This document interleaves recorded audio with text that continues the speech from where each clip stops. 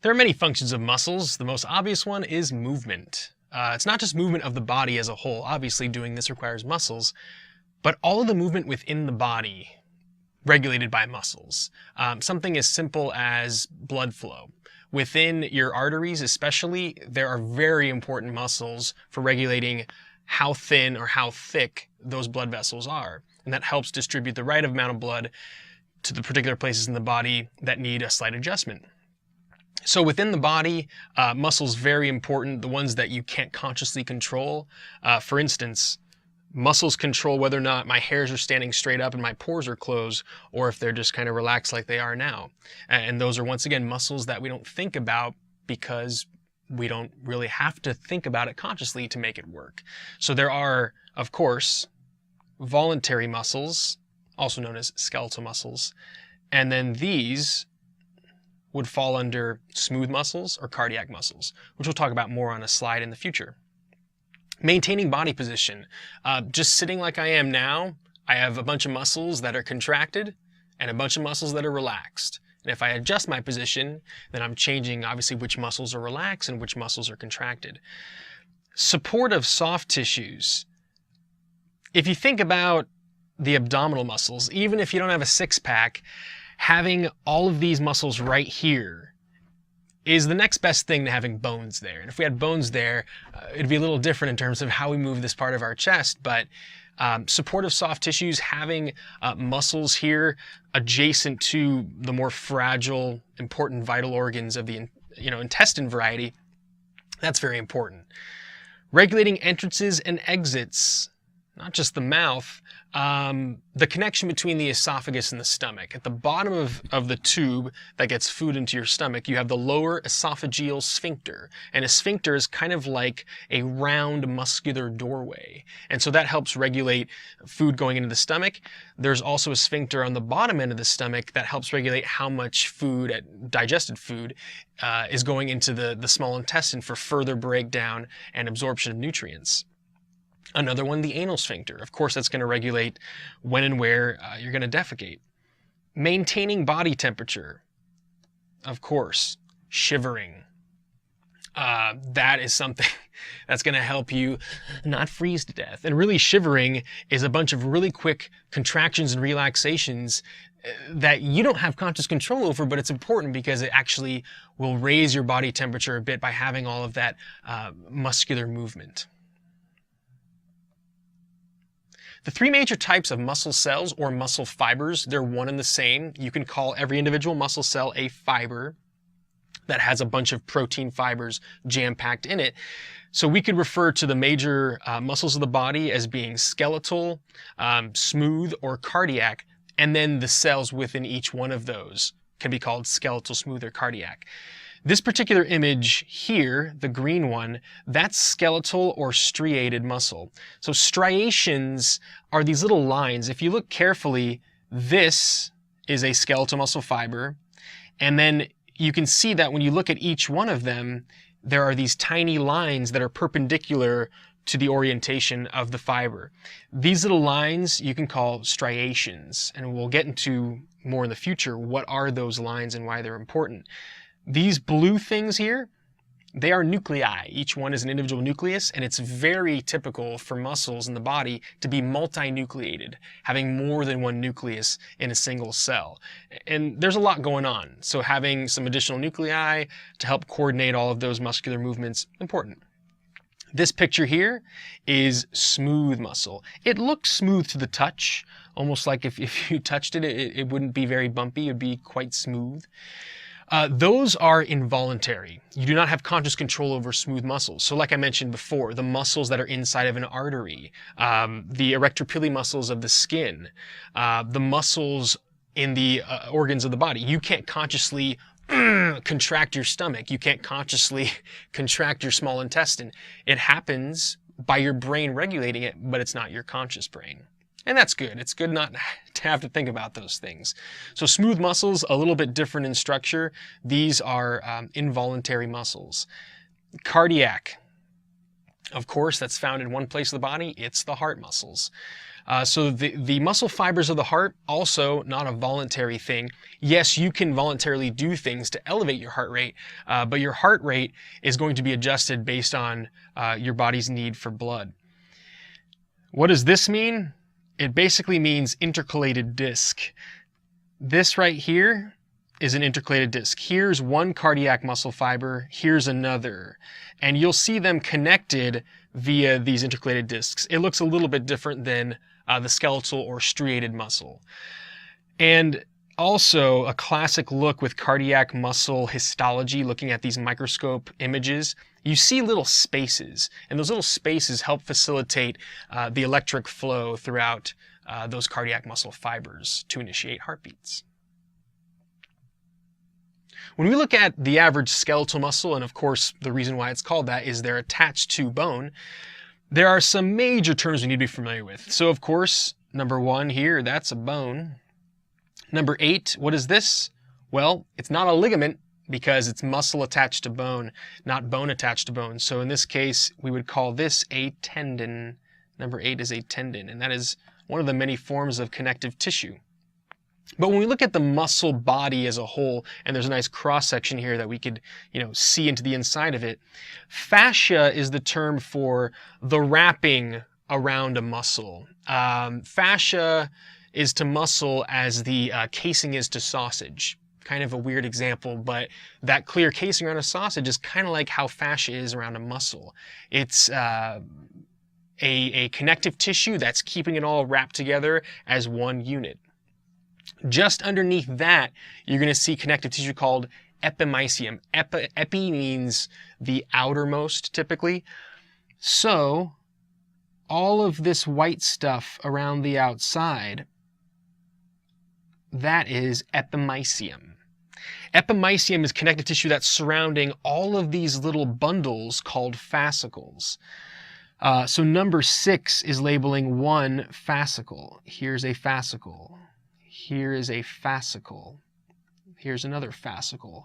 And basically fascicles are bundles of muscle fibers. So each one of these little red tubular units that we're seeing a cross-section of, these are each the muscle cells or muscle fibers. What is separating all the fascicles from each other within a muscle? That's called perimysium. So the perimysium is kind of the intermediate in the middle connective tissue. So right here, there would be perimysium, there'd be perimysium here, perimysium here, perimysium here, and here. So it's just separating the fascicles from each other. As I already mentioned, muscle fibers are contained within each fascicle. Same thing as saying muscle cells. So number 4 is actually labeling one muscle fiber that's kind of like being pulled out. This almost looks like one of those antennas, those metal antennas where you pull out the smaller tube from the bigger tube and so on. So yeah, here's one muscle fiber being pulled out of a fascicle, being pulled out of a muscle as a whole. And the last connective tissue I want to tell you about is endomysium. So this little white area that's separating the individual muscle fibers from each other within one fascicle, that's endomysium. And endo typically means inner. So that is the inner connective tissue in here. Myofibrils. Myofibrils are groups of protein fibers that are found within every muscle fiber. So we're getting tinier and tinier and tinier here. And this is important because in one muscle fiber, one muscle cell, you can have billions of protein fibers. It's amazing to think about. So having all those protein fibers arranged in individual units is important, and that's what myofibrils do. And finally, sarcomeres. You can't really see them here, but sarcomeres are the individual units that are within a myofibril. That's coming up. So here's a different view of what we were looking at the previous slide. So this is pretty much the same image. Here is a muscle fiber, and this is a myofibril. So this whole thing, one muscle cell, and here's all those myofibrils being pulled out of it. So if we zoom into one myofibril, here's a super close-up. The sarcomere is from here to here. So you can see it's kind of tiny, but that says 1 sarcomere. So it's from this border to this border, and here's another sarcomere, and here's another sarcomere from this border to the next one. And this border is oftentimes depicted as a zigzaggy line. It's also called a Z-line. So that's how I remember the term Z-line, because it usually is depicted as zigzaggy in a lot of textbook images. You'll see one a little bit later in this presentation. So yeah, sarcomere from Z-line to Z-line. And what's inside of a sarcomere, you may ask? Many different types of protein fibers that help contract and relax a muscle as a whole. Here's a look at them. See these thick filaments in the center? I'm going to label them red. I'm not going to color in the whole thing, but all of these are called myosin. So there's your myosin filaments. And then the thinner ones that are connected, these are called actin filaments. So here's actin. Actin, myosin is right there. And you can see if you look further on the other sarcomeres, it's a very repetitive system. Here's a zoom in of what we're looking at here. So if you zoom into that blue set of actin filaments that are all together, up close you can see that it's these little spheres. So each one of these spheres is a unit of actin. And you can see it's arranged in kind of a helical, spirally looking shape similar to DNA. And there are a couple other proteins on top of actin that are very tiny. Troponin, and then this strand called tropomyosin. And we'll get into what the function of those are a little bit later.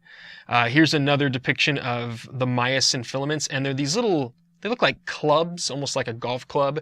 Oftentimes they're called myosin heads. And when the myosin heads connect to actin, they call it a cross bridge.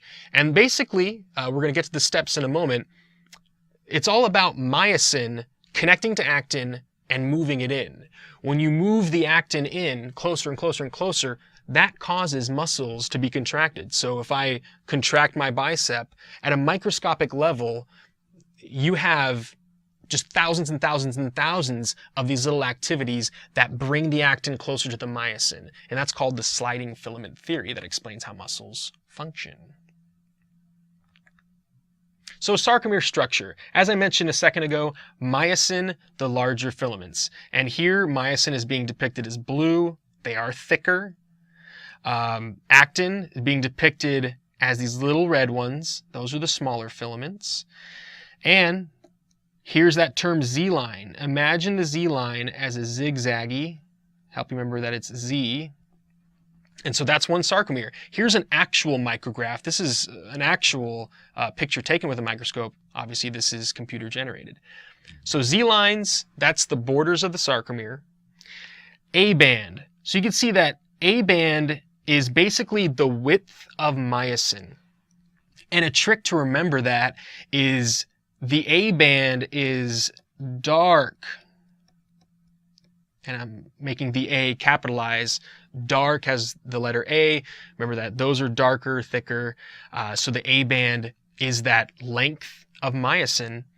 We'll get to M-line in a sec. I-band is the length of the actin that's not overlapping with the myosin. So you could think of I-band as being light. So I'm writing it all in lowercase except for the I. I-band, the word light, because they're lightly colored and they're thinner. You can remember that that's the portion of actin filaments there within sarcomeres. The M-line is simply what is keeping the myosin together. What's anchoring the myosin in that sort of immovable area and allowing it to pull in actin? It's the M-line. So that blue line I just drew is in the H zone within the A-band. That's called the M-line. And that's a sarcomere. Here's another depiction of it. You can see that up top, the Z lines are farther away. And down bottom, since we have slight contraction, it's farther in. You can see that the difference between these two pictures is that there's a shorter sarcomere. And so when a muscle contracts, every sarcomere within it has gotten less wide because the myosin has pulled in the actin, and that microscopic movement has led to the macroscopic movement of the muscle. So the sliding filament theory explains in detail how the sarcomere actually contracts. And as I said before, when you look closer at actin filaments, there are more proteins. Tropomyosin tends to be like strand looking. So you'll see tropomyosin kind of looking like this. And let's say that actin is in red. And so we have all these red units.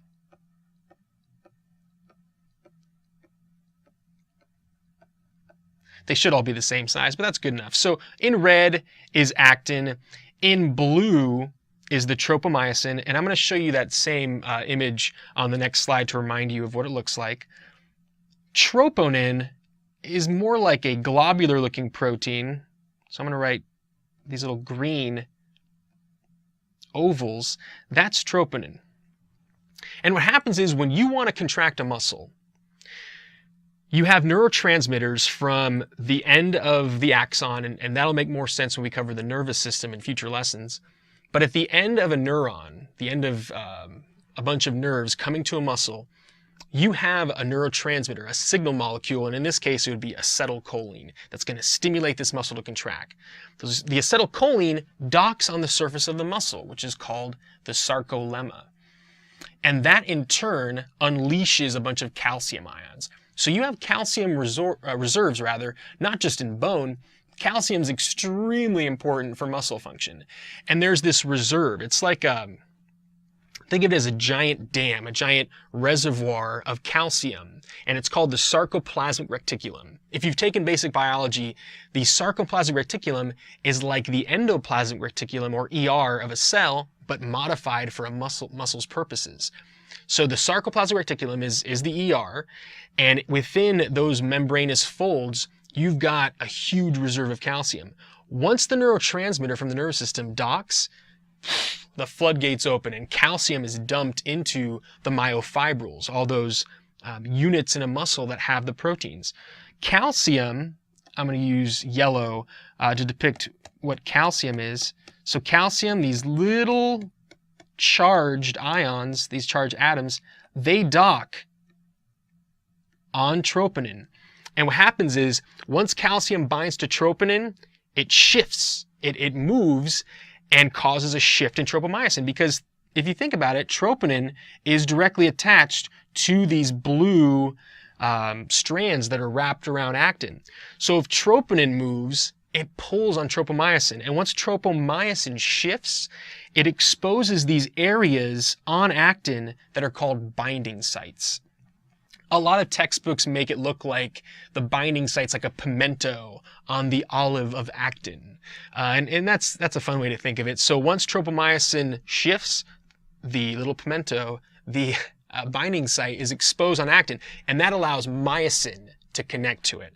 And we'll look at that at the next slide. So here we go. You can see tropomyosin right here is covering all those binding sites. So once calcium binds to troponin, moves that, tropomyosin moves out of the way, and then these little guys, the heads of myosin, can then attach. And they can do what's called a power stroke, which is when you're really getting down to business in terms of contracting a muscle.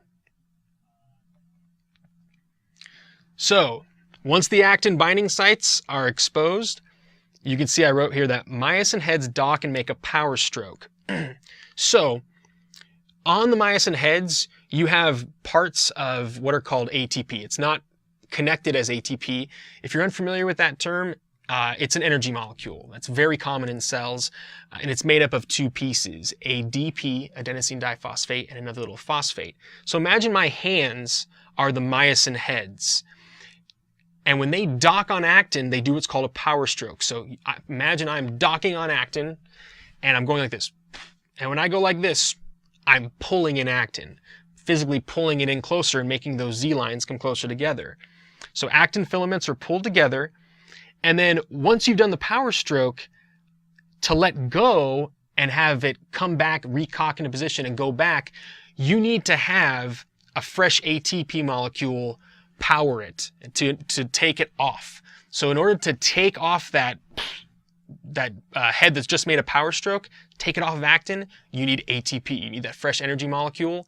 And then to cock it back into position, where I said they recock back into position for another docking, the ATP, the energy supplied by it, by breaking apart, gets it back into position. Now imagine that happening thousands of times in a second. It's amazing to think about this happening, but it makes sense because every power stroke is going to shorten a sarcomere by 0.5%. Now imagine how small a sarcomere is. So one power stroke, pulling in of actin by myosin, doesn't even adjust it by 1%. So you have to have it attach, power stroke, come off, recock it. So it's doing that just to do that simple contraction, just to do contractions of muscles. So there's a lot going on to power that contraction and make these filaments slide together.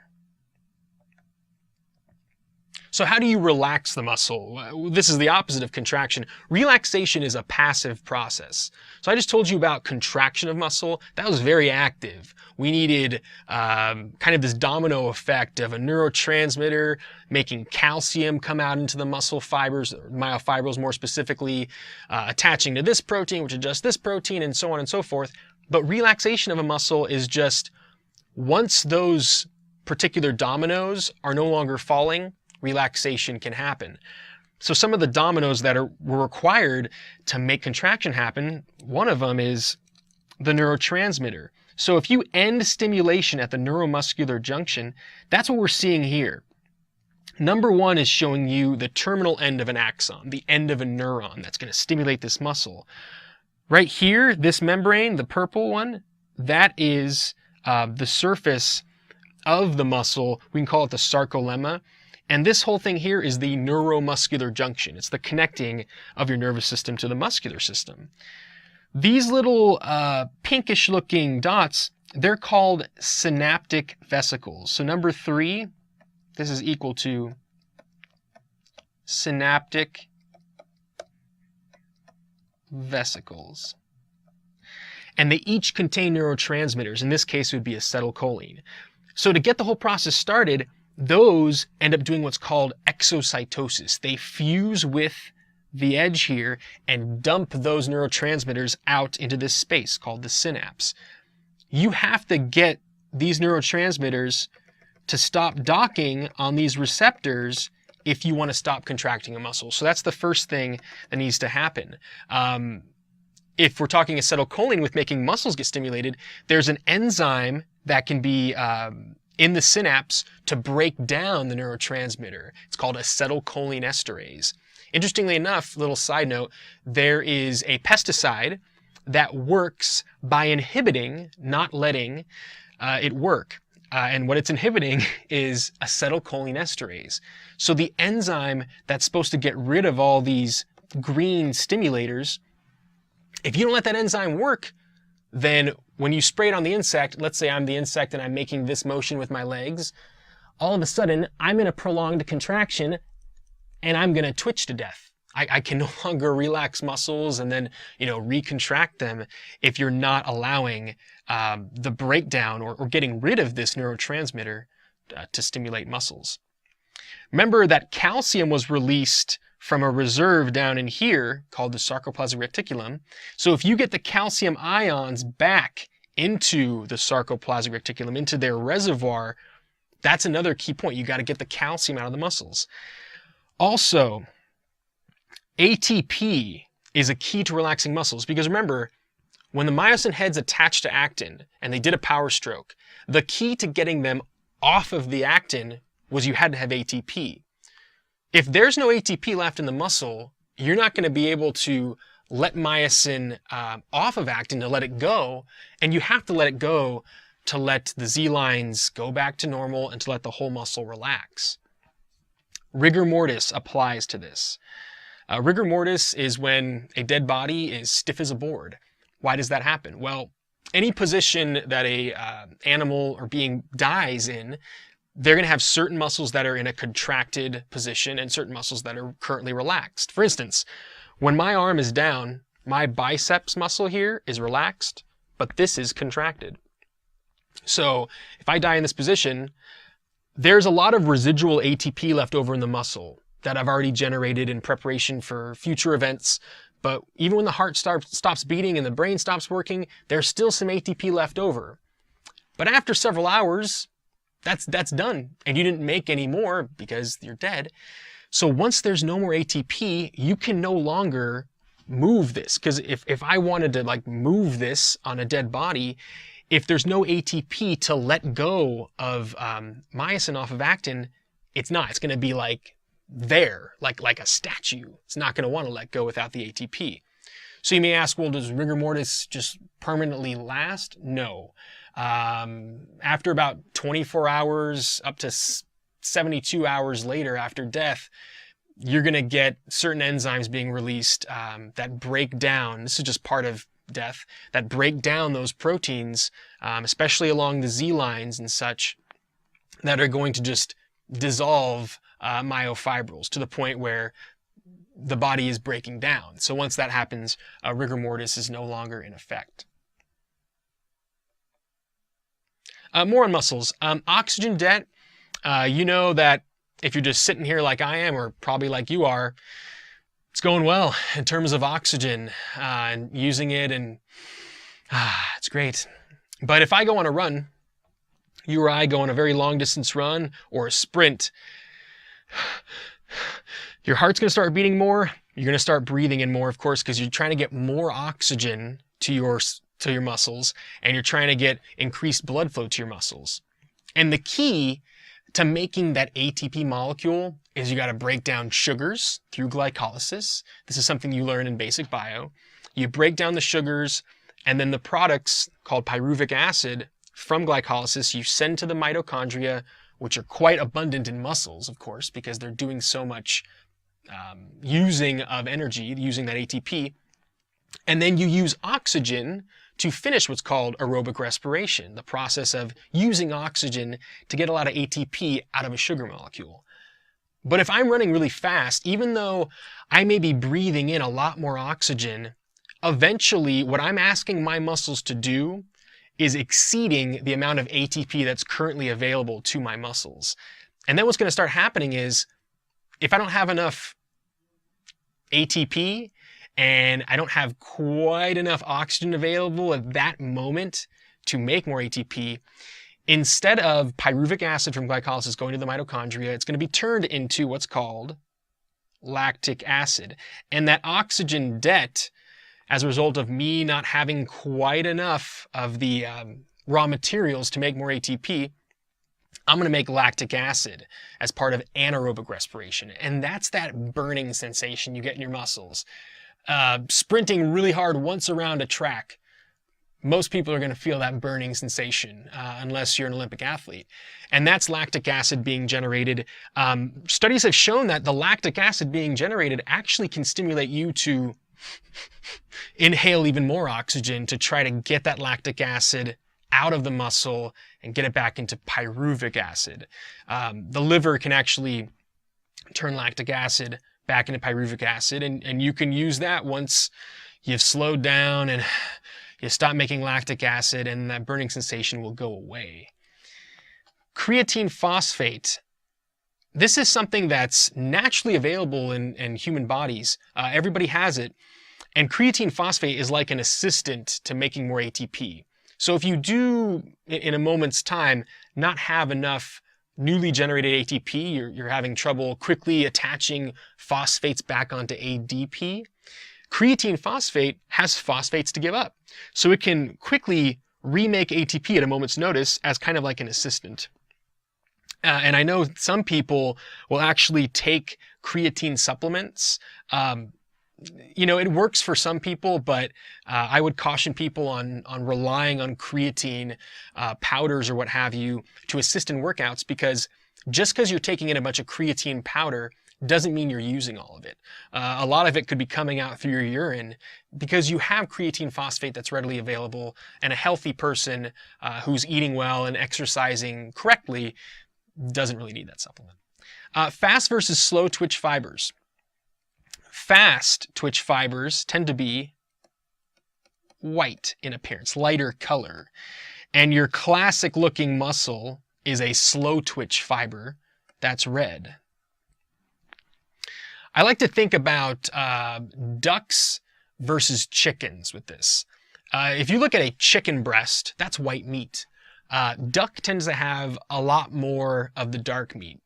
When you look at how a chicken moves, the reason why it has a lot more white fibers here is because, think about a chicken trying to fly. You know, it's flapping its wings really quickly, and that's thanks to all those fast twitch fibers. You and I have a lot of fast twitch fibers in the hand region. You know, think about that. Think about how quickly we can blink our eyelids, and think about how quickly we can move the parts of our feet. So you're going to have areas of the body with a lot more fast twitch fibers, and some areas you're going to have more slow twitch fibers. Now, slow twitch is not a bad thing.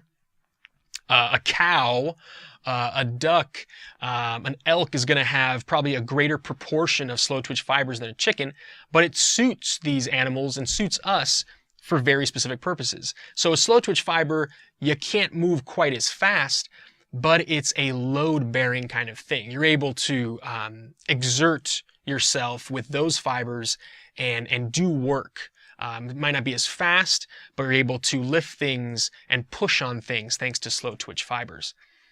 I've actually heard that in parts of Europe, some families will have tests run on their son or daughter to determine if genetically they have slightly more slow twitch fibers or slightly more fast twitch fibers than the average human being.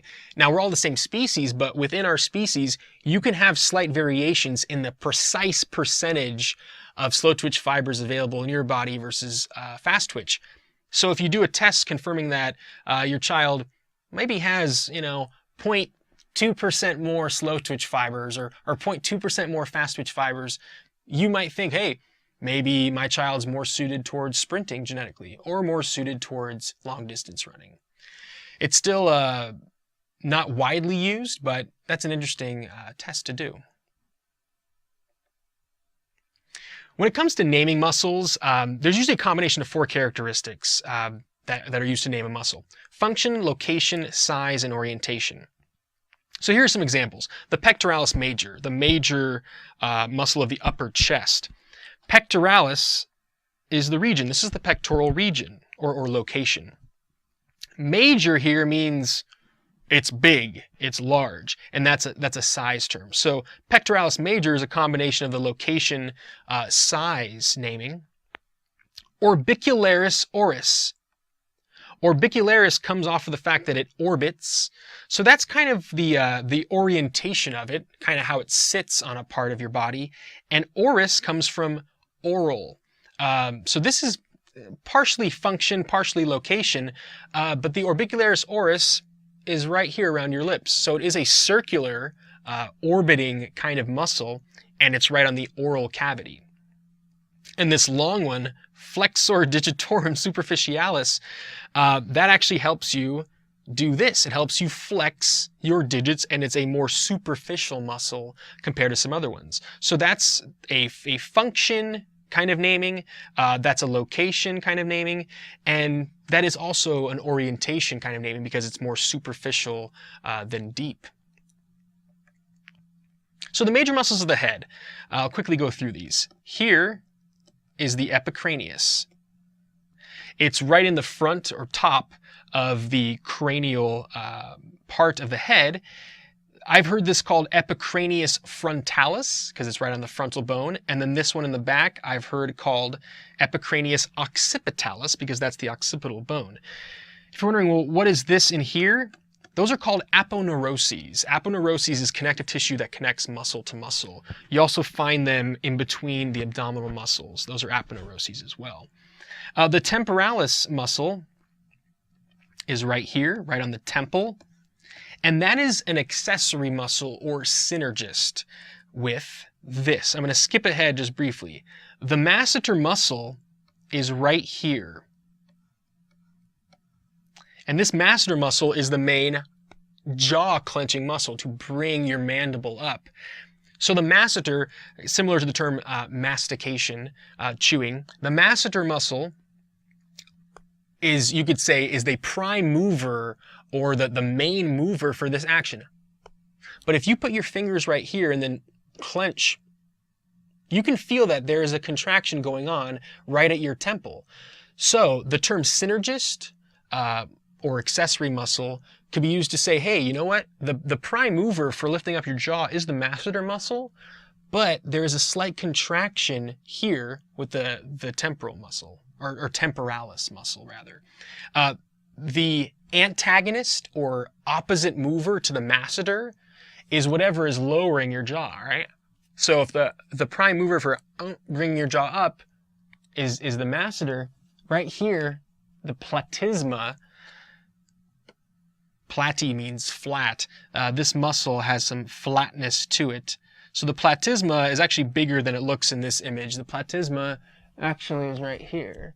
And when you open your mouth or let your jaw fall, your platysma is contracting, but the masseter has to relax. So that's the importance of the terms prime mover and antagonist. It's the same with your biceps versus your triceps. If I'm going like this is the prime mover, and this is the antagonist doing the opposite.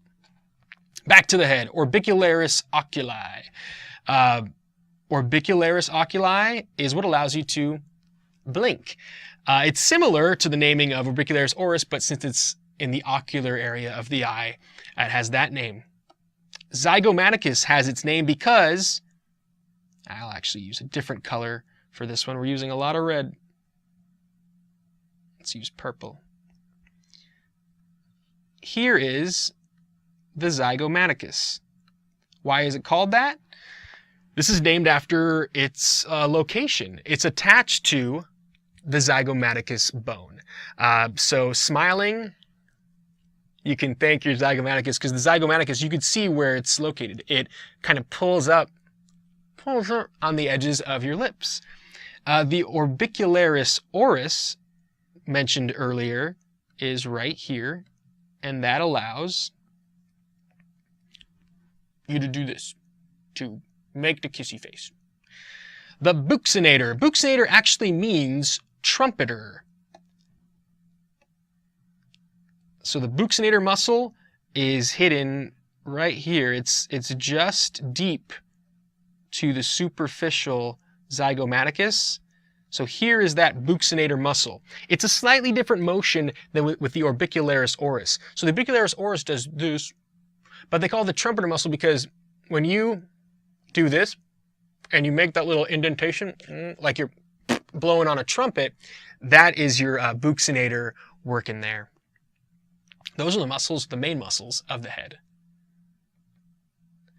When we look at the muscles of the torso, I'm also including parts of the tops of the arms here, but deltoid on this muscular man here is right here and right here. When you look at the muscle by itself, it has a triangular look, kind of like a delta. So that's why it's called the deltoid. The trapezius muscle is best viewed from the back, but that's what you're seeing here on this gentleman. People who work out their upper back a lot, you can see a bulge here, and the trapezius makes up the majority of the upper back. If you use your imagination, it kind of looks like a trapezoid, except it does come down to a point near the mid-back. So that is the trapezius muscle. Pectoralis major was mentioned in a previous slide. That is this muscle. You can barely see it in yellow, but you know where it is. Next up, external oblique. External because it's towards the outside. Oblique because it's diagonal in its orientation. So here are your external obliques. So some people, focus on those side muscles of the abdominal region when they're doing certain exercises. The latissimus dorsi. Latissimus means widest, and dorsi, like dorsal back. Those are these kind of wing-like muscles that pop out of the sides of the back. On a back view, they are quite large next to the trapezius. And all of this here is latissimus dorsi. Rectus abdominis is the last one I'll tell you about here on the torso. If you look at how the six-pack is arranged, it's in these little pockets of muscle, and they're connected by aponeuroses, that connective tissue. Rectus means straight parallel, and abdominis is the region. So the reason why it's rectus abdominis is when you look closely at the muscle fibers, they're all just going straight up and down. And so it is straight / diagonal. And here you're looking at add some more here, rectus abdominis. The major muscles of the arms, biceps brachii and triceps brachii. So the brachii has to do with the fact that we're looking at the arm here. Biceps, triceps. And biceps actually means two heads, because when you look at how this muscle is attached up here, there's actually 2 points of attachment, or 2 heads. Conversely, when you look at the triceps brachii, I'll go back over this in purple. The triceps brachii has 3 points of connection, so that's why it's triceps. Brachioradialis, that muscle is right here. So remember from the skeletal lessons, the ulna is on the pinky side, the radius is on the thumb side. So since radialis is in the name of this, here's, I'm trying to flex it, but here's the brachioradialis. Flexor digitorum superficialis, like I said earlier, that allows you to flex your digits. And so me doing this, I'm contracting that particular muscle. And the major muscles of the legs, gluteus maximus, a lot of people are familiar with it. That is the major butt muscle. Maximus because it's large. There is a gluteus minimus, but it's slightly off to the side. So that's the glute. Rectus femoris. Remember, rectus means straight, parallel. And femoris, of course, the femur. A lot of people call the front thigh muscle the quadriceps. And that's fine. Quadriceps means 4 heads. But there are individual muscles there. So the rectus femoris is one of the major ones, and it comes like that up on the top of the leg. The sartorius lies right on top of that. I'm going to do that in purple. Sartorius has to do with being a tailor, interestingly enough. The sartorius muscle comes along here like a tailor's thread. And I think that's a very interesting name that they gave it. Biceps femoris, remember, biceps means 2 heads. So that's why just calling this biceps in an anatomy class, it's not the full name, because there are multiple muscles that start with the name biceps. Biceps brachii, biceps femoris is actually in the hamstring area. So you can see right here, they say hamstrings. That's the more common name for the back part of the thigh. But the major muscle there, yeah, is the biceps femoris.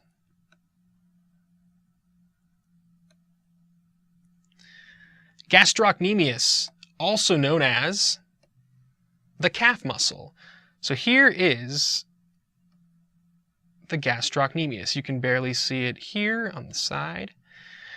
But the calf muscle, or gastrocnemius, is attached to your heel via the Achilles tendon or calcaneal tendon.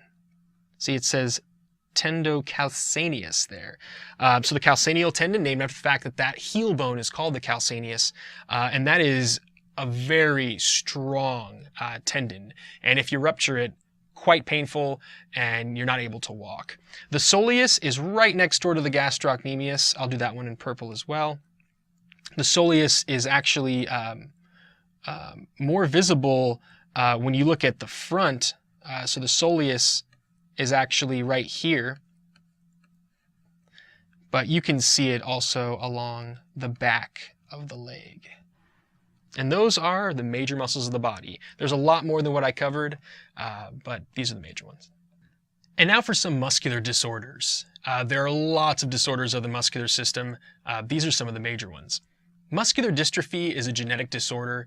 There are lots of types of muscular dystrophy, but what they all have in common is genetically the person is unable to make dystrophin, a muscular protein, in the proper way.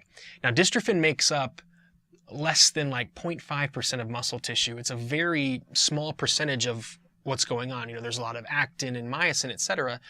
But having dystrophin messed up throws the whole system out of whack. There's no cure for muscular dystrophy. It's a disease that's very unfortunate. Maybe one day there will be a cure, but right now there are treatments for it, and it's something that you don't even think about dystrophin until there's a problem with it. Carpal tunnel might have genetic factors associated with it, but in general, when it comes to the carpal bones and the muscles here that help you move the fingers, there are these tracts made of muscles and tendons, nerves and blood vessels that go through the carpal bones to the fingers. Now, people who do a lot of typing, who do a lot of work, fine work with their hands, maybe they do arts and stuff like that for a living, those people would be a little bit more vulnerable because overuse of your fingers for hours on end can lead to getting carpal tunnel. And carpal tunnel is when you have a swelling of the sheaths, the connective tissue that's around these units, and that in these little tunnels is going to be pressing up against your nerves, your blood flow, and that swelling through these little narrow areas of the carpal bones is going to cause a lot of discomfort. It can start out as just a tingling, a numbness, but over time can get worse and worse and worse. Surgeries can help it, and there are also a lot of ergonomic devices out there that can help with carpal tunnel and minimizing it. Hernias is when part of an organ is creeping through some connective tissue, some compartment in the body, and going into an area where it doesn't belong. There are a few different types of hernias. One's an inguinal hernia. That's when part of your intestine is actually creeping through the muscular area that separates the scrotal sac from the abdominal cavity. So a man who gets an inguinal hernia, very painful. Sometimes it can be from just lifting something that's too heavy, and that overuse of the muscles in that region can cause that organ problem, and it can be very painful. Ischemia basically means blood starvation. So anytime you have a cutoff of blood to any organ, that's an ischemic kind of scenario. And when it comes to muscles, muscles require a lot of blood flow to function properly. So if blood's being cut off to a muscle, at the very least, you're going to get cramping, but at the worst, you can have cell damage. Botulism. Botulism is a result of a toxin causing the muscle to not be able to function properly. And one of the sources is a bacterium called Clostridium botulinum. This is something that's rare to get, but when you do get it, there's an incubation period that leads to the neuromuscular junctions not functioning properly because of that toxin. Polio comes from a virus, and that does eventually cause paralysis. I'm sure you're familiar with FDR and that particular disease. Because of vaccinations, you really don't see polio in the developed world, but it still does exist around the world in certain places. Tetanus. Tetanus is from a bacterial toxin. It can also be known as lockjaw, because what happens is if tetanus gets inside your body, there's an incubation period that leads to that toxin causing muscles to kind of be in a frozen, contracted position, and that's why the lockjaw would happen.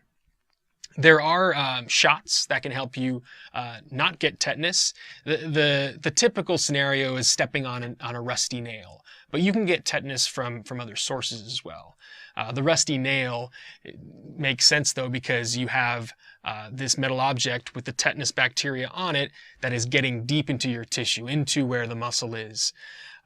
So that can cause the tetanus illness. Rotator cuff injury, someone who is a pitcher is probably more likely to get rotator cuff injury. But anytime you get a tear in the muscles that are surrounding the humerus and allowing you to have that nice ball and socket motion with that joint, that can be a problem. Mitochondrial diseases, once again, this is a genetic thing.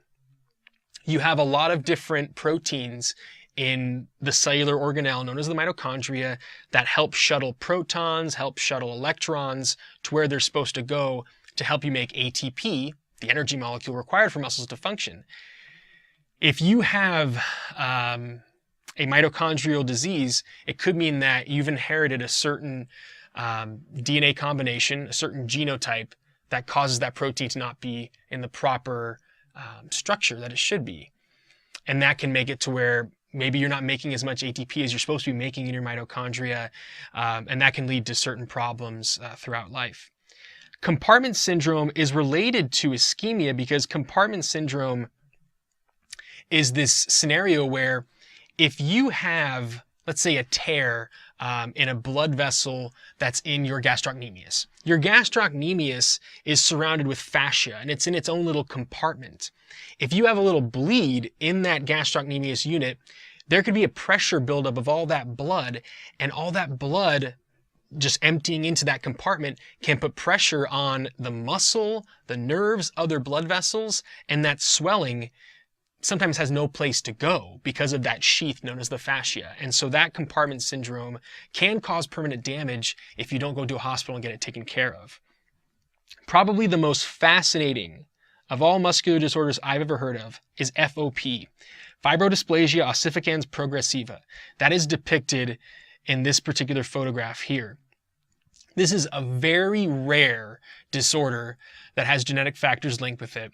It's when if somebody with FOP gets injured, let's say they get in a car accident and they get tears in the muscles of their chest, muscles of their back, muscles of their arm, instead of their body healing that muscle to make muscle again, their body heals that tissue as bone.